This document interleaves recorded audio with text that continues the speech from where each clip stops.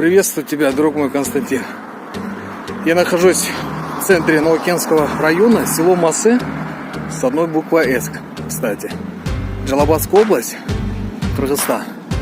Очень интересно стало, какое количество филиалов банков расположено именно в этом месте. Евразийский сберегательный банк. К сожалению, из-за ремонта дороги здесь все перекопано. Вот следующий банк. Называется Финкобанк. Коммерческий банк Кыргызстана.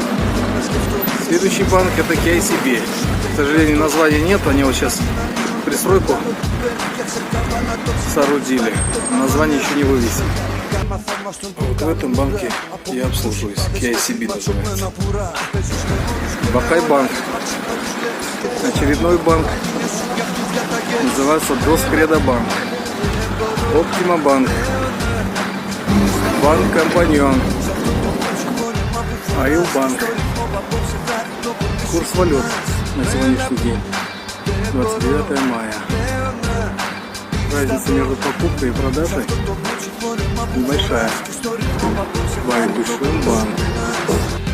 Банк РСК. Ну что в итоге имеем, Костя? Ведут банковскую деятельность филиала 11 банков. Ну вот как-то так.